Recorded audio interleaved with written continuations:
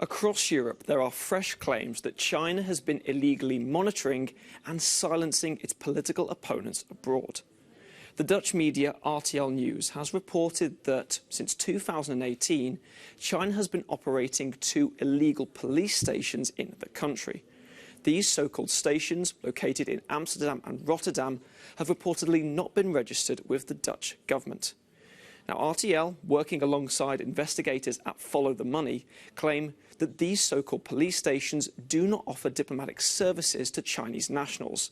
Instead, they claim that Beijing is using these posts to pressurize dissidents, using former Chinese military and intelligence officers as employees.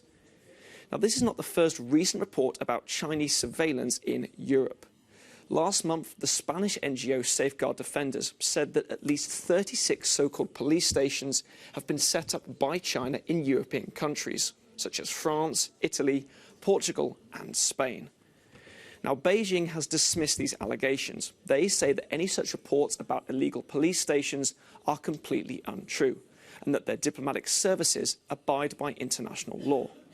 A spokesperson for the Foreign Ministry told reporters on Wednesday that these so-called stations help Chinese nationals renew their driving licenses or update their civil status, because, he says, since the COVID-19 pandemic, some citizens have been unable to return to China from foreign countries.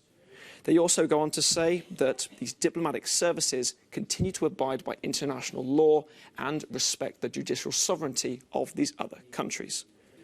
Now, it's worth noting that these services that they've described are usually carried out by recognised diplomats, embassies or consulates under the Vienna Convention. It's an international treaty that's been signed by more than 100 countries, including both China and the Netherlands. And these latest reports by RTL News and Follow the Money have prompted Dutch authorities to investigate. The Dutch Foreign Ministry says that it is taking these reports very seriously and that any so-called illegal police stations are indeed illegal.